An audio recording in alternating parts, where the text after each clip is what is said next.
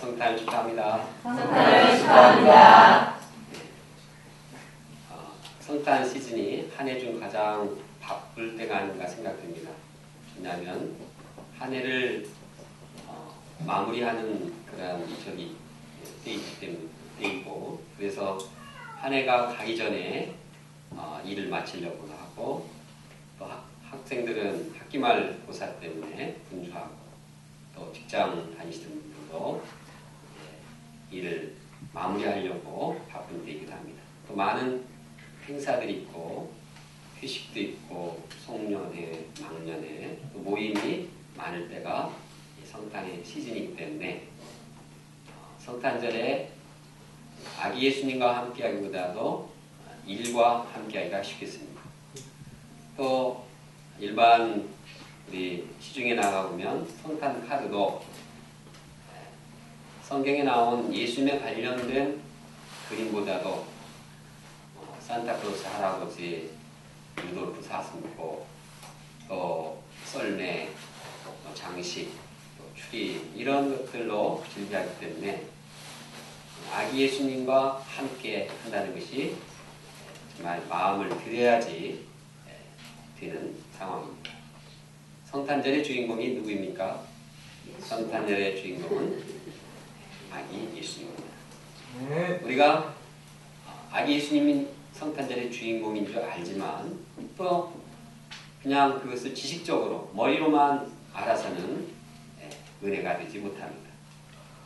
아기 예수님께서 우리 마음에 살아계시고 이 땅에 오신 그 예수님, 그분의 어떤 분이시고 그분이 어떤 분이시고 그분의 오심이 우리에게 어떤 인생의 의미가 있는가를 마음에 새길 때 진정한 성탄의 기쁨이 함께할 것을 믿습니다.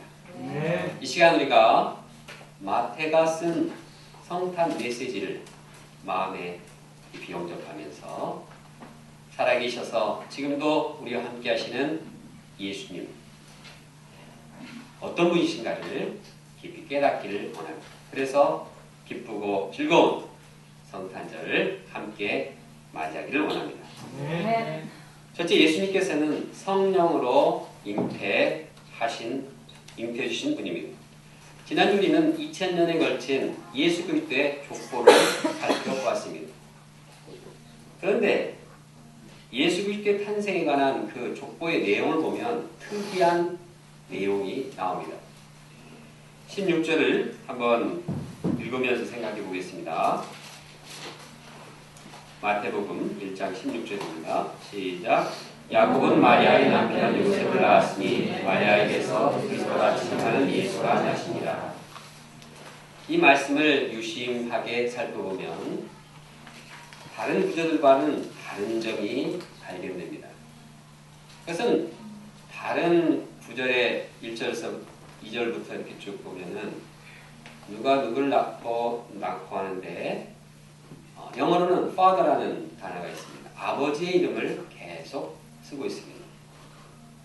그래서 아브라함, 이삭을 낳고 이삭이 야곱을 낳고 이렇게 아버지의 이름이 나오고 있습니다. 그리고 어머니의 이름이 나올 때에도 거기에 아버지 이름도 동일하게 또 쓰고 있습니다.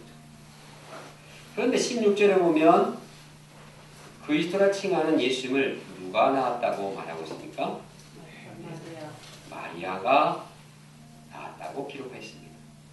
요셉과 마리아에게 낳았다고 하지도 않고 마리아에게 낳았다고 말했습니다. 요셉은 마리아의 남편이었는데 왜 마리아에게서 낳았다고 기록했을까요? 이것은 예수님께서 육체적으로 요셉과 아무런 상관이 없이 동정녀 마리아에게서 태어났음을 말해주고 있습니다. 18절 말씀이 이를 보충해주고 있습니다. 함께 읽어보겠습니다. 시작. 예수 그리스도의 나시는 이러하니라. 그의 어머니 마리아가 요셉과 약혼하고 동거하기 전에 성령의 은혜된 것이 나타나니. 마리아는 요셉과 정을 했지만 동거하기 전에 이미 육체적인 관계를 맺기 전에 예수님을 잉태했다고 말하고 있습니다. 24절 25절에도 이를 보충 설명합니다. 요셉이 잠을 깨어 일어나 귀의 사자의 분부대로 행하여 그의 아내를 데려왔으나 아들 낳기까지 동침하지 아니하더니 나음의 이름을 예수라 하니라. 왜 저자 마태는 동침하지 않았다는, 요셉과 동침하지 않았다는 말을 반복해서 기록했을까요? 이것은 예수님께서 성령으로 잉태되신 분임을 나타내기 위해서입니다. 그래서 18절과 20절에 반복해서 예수님은 성령으로 잉태되었다고 강조하고 있습니다. 이 말씀대로 예수님께서는 마리아의 몸에서 잉태되었지만 그러나 육체적인 관계가 아니라 성령으로 잉태되었음을 보게 됩니다. 예수님께서 성령으로 잉태되었다는 사실은 어떤 의미가 있을까요? 예수님께서 마리아의 몸에서 이 말씀은 예수님께서 완전한 하나님이시요 완전한 인간이심을 말하고 있습니다. 먼저 예수님께서는 완전한 인간이 되셨습니다. 예수님께서는 마리아의 몸에서 잉태되었습니다. 예수님께서는 마리아 이 태 속에서 10개월 동안 다른 사람들과 같이 어린아이의 몸으로 태아가 성장하게 되었습니다. 이것은 예수님께서 완전한 인간임을 보여주고 있습니다. 동시에 예수님은 성령으로 잉태되었기 때문에 죄가 없으십니다.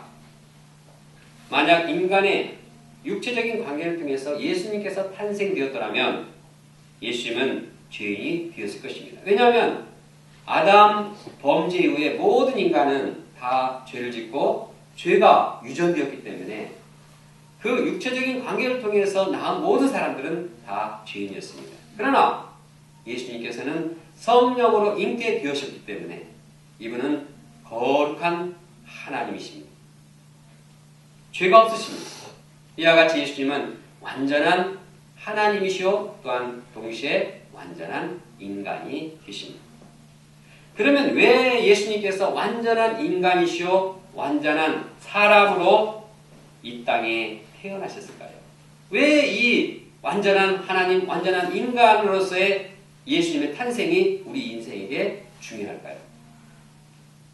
그것은 인간과 하나님 사이의 온전한 중보자가 되시기 때문입니다. 인간과 하나님에게는 장벽이 있었습니다. 인간과 하나님에게는 넘을 수 없는, 건널 수 없는 이러한 단절이 있었습니다. 하나님은 거룩하시고 인간은 죄인이고 그래서 이 죄의 장벽, 죄의 이 단절 가운데 따로따로 이렇게 살아야 했습니다. 그러나 예수님께서는 하나님이시고 인간이시고 완전한 하나님이시고 인간이시기 때문에 그 가운데에서 중보자의 역할을 하심으로 인간과 하나님을 연결시켰습니다.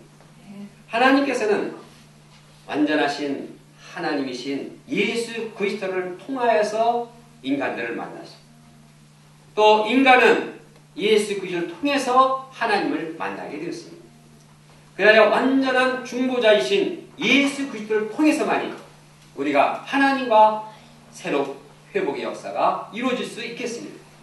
이걸 볼 때 성령으로 잉태되신 예수 그리스도야말로 하나님의 지혜요 하나님의 놀라운 구원의 방향이었습니다. 예수님께서 성령으로 잉태되었다는 말은 하나님께는 새로운 은혜의 역사요 우리에게도 이것은 놀라운 감사한 일이 아닐 수가 없습니다. 성령으로 잉태되어서 이 땅에 오신 아기 예수님께 감사하며 찬양을 드립니다. 아멘. 둘째, 예수님은 죄로부터 우리를 구원하시는 분입니다. 세상에는 우리를 괴롭히고 우리를 불행하게 하는 많은 문제들이 있습니다. 정치, 경제, 교육, 환경, 사회 어디를 보나 문제 조성입니다. 신문이나 인터넷이나 매스컴을 보면 그냥 문제들이 계속 있습니다. 그냥 청소년들은 청소년대로 여러 가지 마음 어려움이 있고 또 교육 문제가 있고 또 대학교에 가면 대학교 다닐 때 또 등록금 비싼 등록금 문제가 있고 또 졸업하면 졸업한 대로 또 직장에 문제가 있어요. 어떤 분은 그냥 취직이 안 돼서 그렇게 괴로워하더니 취직하고 나서 괴로움이 사라졌더니 더 괴로워하는 모습을 봅니다.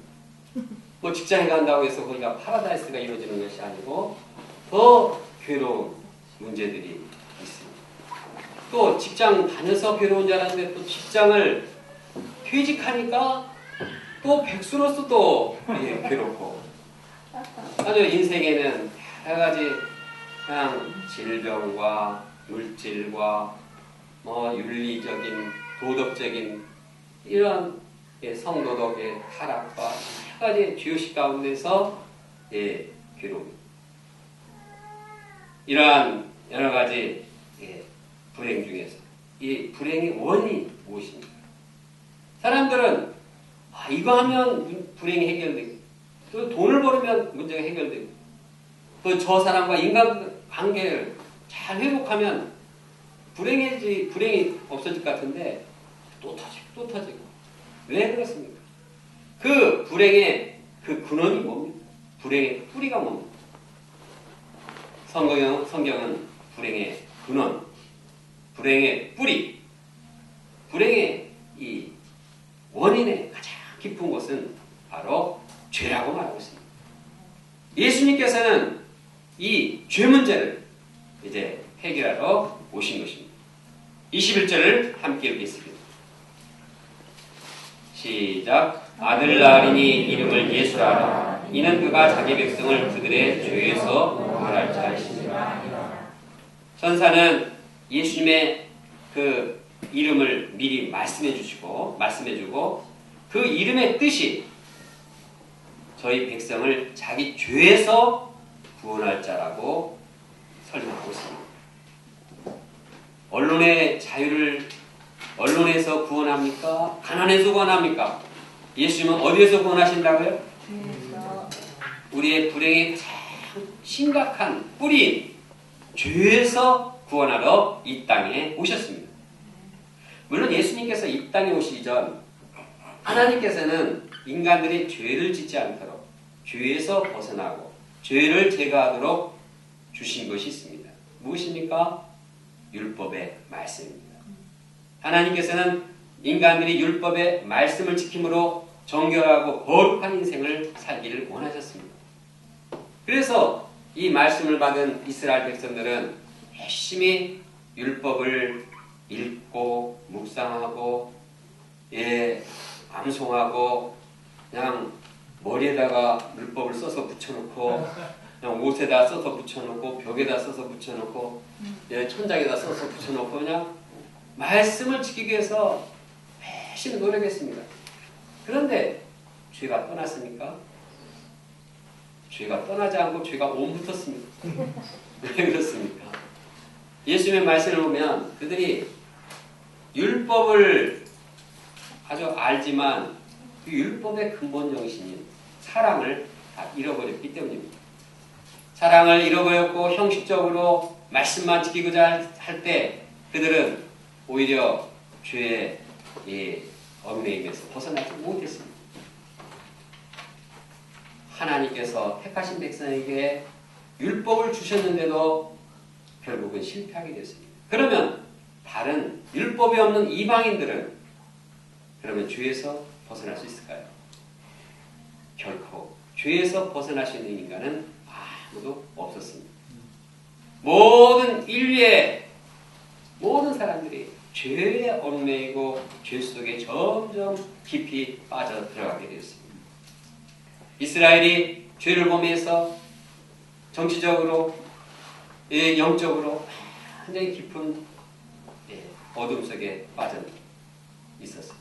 동시에 이 세상 모든 사람들이 하나님 앞에 대적하고 우상 숭배하고 그 가운데 점점 이 세상은 어둠의 이러한 세상이 되었습니다. 이러한 죄 문제를 해결하지 못해 결국 불행의 수렁텅이로 빠진 인간들을 위해서 예수님께서 죄에서 구원할 이 구원자로서 이 땅에 오시게 되었습니다. 예수님께서는 성령으로 잉태되셔서 거룩한 자가 되셔서 이제 이 죄 문제를 해결하려고 악의 몸으로 이 땅에 오셨습니다. 예수님은 우리를 죄에서 구원하시기 위해서 십자가를 지셨고 결국 십자가에서 희생의 피를 흘리셨습니다. 하나님의 아들 예수 그리스도께서 십자가에 피 흘리신 것은 모든 인류의 죄를 다 사해주기 위해서입니다. 그러므로 이제 예수님께서 십자가에 피를 흘리심으로 인류의 모든 죄는 다 사라지게 되었습니다. 이 세상은 새로운 죄로부터 자유함을 얻는 세상이 되었습니다. 누구든지 이 예수님을 믿기만 하면 죄에서부터 구원을 얻게 되었습니다. 그러므로 예수님의 탄생은 이 죄 문제부터 해결함으로써 이 세상을 새롭게 하는 놀라운 은혜의 역사입니다. 구원의 역사가 새롭게 시작되었고 죄로 인해서 고통은 사라지고 거기에 영혼의 자유와 기쁨을 누리게 되었습니다. 또한 절망이 사라지고 소망의 역사가 펼쳐지게 되었습니다. 어둠이 사라지고 빛의 세계가 펼쳐지게 되었습니다. 우리를 모든 죄에서 구원하러 이 땅에 오신 아기 예수님께 감사와 찬양을 드립니다. 셋째, 예수님은 우리와 함께 하시는 하나님이십니다. 예수님은 죄로 인해 괴로워하는 우리를 어떻게 하셨습니까? 예수님께서는 어떻게 이 죄 문제를 해결해 주셨습니까? 죄 짓지 마. 죄 지면 죽어. 심판할 거야. 영원한 지옥불로 보낼 거야. 이렇게 해서는 해결이 되지 못했습니다. 예수님 오시기 전 바리새인들은 너희들 죄 지으면 죽어 그러면서도 자기들 죄 지었습니다. 죄는 아무리 정죄를 하고 판단을 해도 이게 해결이 안 되는 문제였습니다. 하나님께서는 이러한 연약한 인간들을 아셨기 때문에 이제는 하나님께서 함께 하심으로 이 죄 문제를 해결하고자 하셨습니다. 23절을 함께 읽겠습니다. 시작. 보라, 처녀가 잉태하여 아들을 낳을 것이요 그의 이름은 임마누엘이라 하셨으니 이를 번역한즉 하나님이 우리와 함께 계시다 하니라. 하나님이신 예수님께서 우리의 죄를 해결하기 위해서는 우리와 함께 하셨습니다. 예수님은 죄인을 정죄하기보다 죄인과 함께 하심으로 그들의 죄 문제를 해결해 주셨습니다. 예수님은 하늘의 높은 곳에서 인간의 죄를 해결하기 위해서 이 땅까지 내려오셨고 죄인들과 함께 하셨고 죄인들과 함께 사시며 그들의 죄 문제를 해결해 주셨습니다. 예수님은 실제적으로 죄 가운데 괴로워하는 모든 자들을 구원하셨습니다. 예수님은 말씀하셨습니다. 소자야 안심하라. 내 죄사함을 받았느니라. 나는 의인을 부러운 것이 아니요 죄인을 부러 왔느니라. 인자의 것은 잃어버린 자를 찾아 구원하려 함이니라. 예수님은 죄인들을 돕고 죄인들을 구원하기 위해서 먼 길을 하늘에서 이 땅까지 아기의 몸으로 연약하고 비천한 몸으로 이 땅에 오셨습니다. 그것은 우리와 함께하기 위해서입니다. 예수님께서 어린 연약한 또 이스라엘 갈릴리 이 손바닥에 나사렛에서 태어나신 것은 어떠한 연약한 자 또 구유안에 태어나신 것은 어떠한 연약한 자도 그들과 함께하고 그들을 이해하고 그들을 섬기고 그들을 죄에서 구원하기 위해서입니다. 그러므로 이제 우리는 우리와 함께 하신 예수님, 우리와 함께 하여서 우리를 위해서 십자가에 돌아가신 예수님만 믿기만 하면 우리는 죄사함을 받게 되었습니다. 사람과 사이에는 경우에 따라서 거리를 둘 때의 안정감과 평안함을 유지할 수 있습니다. 저와 여러분이 지금 평안한 거리에 있습니까? 네. 미국의 문화인류학자인 에드워드 홀 박사는 공간 거리와 이 심리와의 관계를 연구를 해서 발표를 했습니다. 책을 썼습니다. 이 연구는 사람이 일정한 거리를 유지할 때 스트레스를 덜 받고 사회생활을 잘할 수 있음을 강조하고 있습니다. 어제 일관양식 풀이에 보면 에드워드 홀에 대해서 잠깐 나와 있습니다. 즉 나를 중심으로 45cm까지는 친밀한 거리입니다. 45cm에 가까이 있는 사람은 주로 애인이나 부부, 형제, 아주 절친한 친구들입니다. 별로 가깝지도 않은데 45cm 이내로 다가오면 마음이 불편해집니다. 45cm에서 120cm까지는 개인적 거리로서 동료, 친구 사이의 거리입니다. 여기에 침범을 당하면은 방어 본능이 생긴다고 했습니다. 120cm에서 360cm까지는 사회적인 거리로 비즈니스의 영역입니다. 그런데 재밌는 것은 이 거리는 오래된 부부가 한 공간에서 보통 취하는 거리라고 합니다. 살다 보면은 부부 간에 별로 가깝게 하고 싶지 않고 잠잘 때도 무서워 보이기도 하고 생각합니다. 360cm 이후에는 공적인 거리로서 평안하게 강의를 듣거나 공연을 들을 수 있는. 그래서 영국도 360cm 좀 떨어져야지 좀 편안히 본다는 것입니다. 이처럼 서로가 일정 거리를 유지할 때 긴장이 완화되고 상대방이 스트레스 받지 않고 피해를 주지 않게 됩니다. 너무 가까이 오면 힘들어지고 또 너무 떨어지면 외로운 것이 인간과 인간과의 거리입니다. 참 거리를 원만하게 조정하기에 참 신경을 많이 써야겠네요. 앉아있는데 좀 불편한 분은 없습니까? 네. 우리가 이 거리, 사람과의 거리를 유지하는 것을 많이 신경 써요. 에드워드 홀뿐만 아니라 유대인들도 가깝게 지낼 사람과 멀리 지낼 사람을 이렇게 구별했습니다. 이방인, 죄인들은 밥 같이 먹으면 안 돼요. 대화 같이 하면 안 돼요. 문둥병자가 있으면 2m 이상, 최소한 2m 이상 떨어져야 되고 병자는 알아서 부정하다 하면서 자기 부정한 것을 외치면서 상대방이 떨어지도록 해야 했습니다. 문둥병자가 바람 부는 편에서 허허벌판에서도 함께 있으면 안 되고 광야에 있을 때 허허벌판에 있을 때 바람이 그쪽으로 분다 그러면 450m를 떨어져 있어야 된다고 유대인 학자는 말하고 있습니다. 참 거리를 유지한다는 것이 참 지혜로운 인생을 사는 길인 것을 깨닫습니다. 그런데 하나님과 우리는 얼마나 거리가 있을 때 가장 평안함과 안정감을 유지할 수 있을까요? 간격이 없어야 0m, 0cm.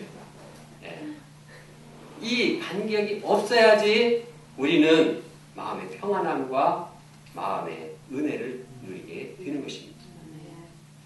왜 그렇습니까?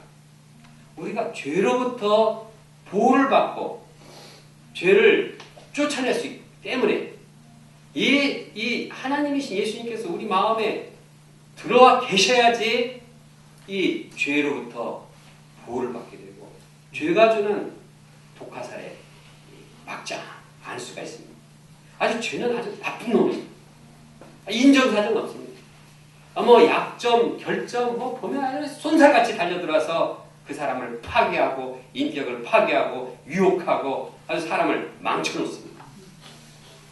그래서 죄는 이론이 아닙니다. 죄는 아주 세력입니다. 힘이 있습니다. 지금도 죄의 세력은 자꾸 여기 앉아서 말씀 듣는데 자꾸 염려하게 하고 나 그 일 어떻게 하지?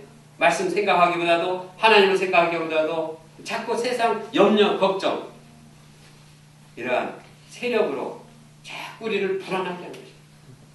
이 죄와의 이러한 침입과 죄가 우리를 공격할 때 우리는 이 죄로 인한 불안과 불행과 갈등과 범위를 어떻게 해결할 수 있습니까?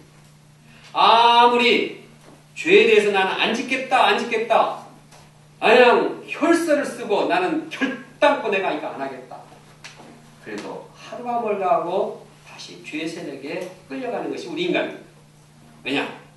인간은 죄를 자기의 힘으로 해결할 수 없는 연약한 존재이기 때문입니다. 어떤 형제님이 담배 좀 그만 피라. 맞습니다. 담배 안 필렵니다. 해봤는데요. 하루를 못 지내겠습니다. 꼭 담배가 담배 피는 게 죄냐? 담배 피는 것은 그래도 죄 끊는 것보다 약간. 죄를 끊는 것은 아주 정말 어려운 일입니다. 언제 그럴 수 있습니까? 하나님이 우리 마음에 함께 하실 때 우리는 강력하게 우리를 도우시고 있다는 성령의 함께 하시는 이 느끼고 깨달을 때 우리는 죄에서 벗어나 자유함을 얻을 수 있습니다. 아무리 죄의 세력에서 막 예언하는 제발 좀 나가달라. 나 새해는 좀 자유롭게 해달라. 인정사정 예언을 하고 막 소치 나쁜 놈아 해도 죄는 나가지 않지만 하나님이신 예수님께서 우리 마음에 함께하면 우리는 죄에서 자유함을 얻습니다. 죄를 타도하기보다도 예수님을 불러드리는 것이 죄에서 구원을 얻는 길인 것입니다. 하나님이신 예수님께서 이 땅에 오신 이유가 바로 그것입니다. 우리와의 거리를 좁히기 위해서 인간의 몸을 입고 이 땅에 오셨습니다. 예수님은 우리와 함께 사시고 우리와 동거동락 하시면서 이 인간을 이해하시기 위해서 그래서 거리를 좁히셨습니다. 하나님이신 예수님께서는 우리보다도 더 우리를 잘 이해하시고 우리를 더 살피시고 사랑하십니다. 하나님께서는 우리와 함께 하셔서 우리의 연약함, 우리의 실수, 우리의 죄, 우리의 허물 다 아시고 위로하시고 도와주시고자 하십니다. 우리 세포 하나를 만드시고 그 세포 하나하나에 우리의 성령으로 아시고 함께 하시고 영혼의 깊은 곳까지도 내가 알 수 없는 그 마음의 깊은 곳에까지도 찾아오시고 우리와 함께 하시고 은혜를 베푸십니다.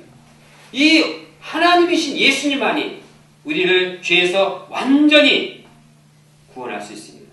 하나님이 우리 가운데 함께할 때 죄는 힘을 잃고 어이구 하나님이 계시네. 어이구 안 되죠. 도망가. 힘을 잃고 도망가. 어느 차에 백미러에 보면 사물이 거울에 보이는 것보다도 가까이 있음이라는 글귀가 적혀 있습니다. 그게 무슨 뜻입니까? 조심하는 것입니다.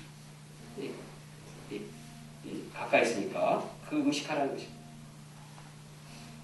이 말을 볼 때 우리가 생각할 수 있는 것은 하나님은 우리가 생각하는 것보다 더 가까이 있는 분이다.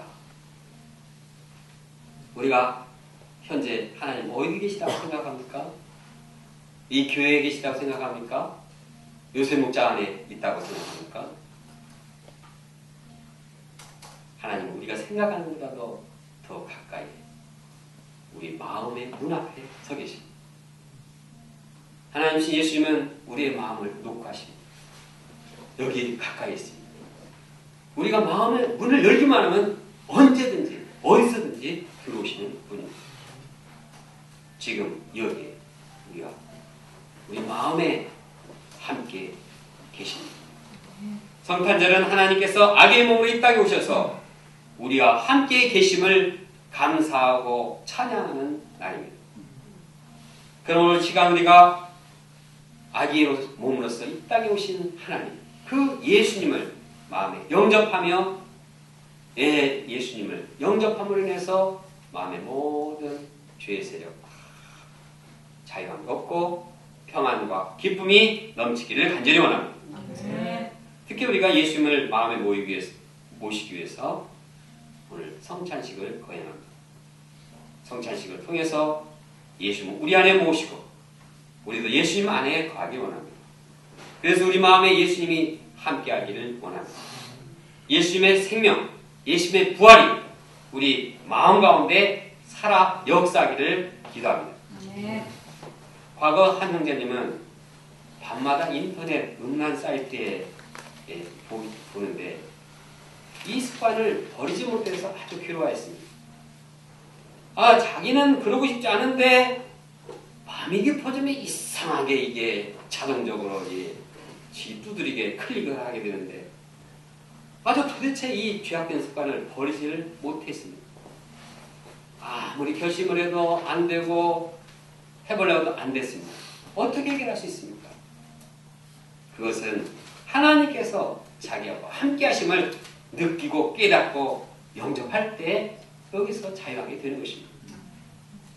그러나 그에게는 그런 믿음이 부족했습니다. 그러면 좋겠는데 마음에 기도를 하고 좀 자립적으로 했으면 좋겠는데 이거 하려고 해도 이게 이 반복된 이 죄의 습관이 너무 강력해가지고 도대체 이게 자립적으로 할 수가 없었습니다. 그래서 그는 저에게 좀 밤마다 잠을 좀 같이 자달라고 이렇게 요청을 했습니다. 저는 그가 영적으로 살고자 하는 그 몸부림을 볼 때 승낙하고 한 3, 4개월 동안 밤에 그와 같이 잠을 잤습니다. 제가 잠을 자는 동안에는 그가 그걸 할 수가 없잖아요. 목자가 여기서 자는데 언제 목자가 깨어날지 모르니까. 그리고 저도 이제 그것을 스위치까지 다 뽑아놓고 자기 때문에. 그러나 여기에는 희생의 대가가 요구되었습니다. 그 형제가 이제 이런 것들을 자꾸 반복 습관을 고치는데 좀 나아졌는데, 그러나 저는 아내와의 별거를 해야 했어요. 함께 하기 위한다는 것은 한쪽으로는 희생이 요구되는 것이라는 것을 깨닫게 되었습니다. 예수님께서 우리와 함께 하시기 위해서는 하늘나라의 모든 영광과 존귀와 권세를 버리는 희생이 요구됐다는 사실을 깨닫게 되었습니다. 예수님께서는 우리와 함께 하기 위해서 짐승들이 사는 구유 안에까지 내려오셨습니다. 예수님께서는 자기를 희생하시고 우리와 함께하기 위해서 우리의 함께함으로 우리의 죄를 사하기 위해서 십자가의 희생까지도 감당하셨습니다. 그러므로 우리가 성탄절에 우리와 함께하기 위해서 자기를 희생하시고 이 땅까지 오신 그 주님의 희생적인 사랑을 마음에 영접하고 감사하겠습니다. 더 나아가 예수님께서 함께 하심으로 살아계신 예수님을 영접하면서 매일 순간 주님께서 함께 하시고 주님이 나와 함께 하시고 주님 마음속에도 계시고 손을 붙잡고 가고 어디에 가든지 언제든지 주님과 함께 함으로써 우리가 마음의 죄에서 자유해지기를 원합니다. 우리와 함께하기 위해서 하늘에서 이 땅까지 오신 아기 예수님을 감사하며 찬양합니다. 결론적으로 예수님은 성령으로 잉태되신 분입니다. 비단 예수님은 하나님과 우리 사이의 온전한 중보자가 되셨습니다. 예수님은 우리를 불행하게 하는 죄로부터 구원해 주시는 분입니다. 죄로부터 구원하시기 위해서 예수님은 우리와 함께 하시는 하나님이십니다. 우리와 함께 위해서 하늘의 모든 영광과 존귀와 권세를 버리시고 이 땅에 낮아져 오신 아기 예수님께 감사하며 그분을 경배합니다.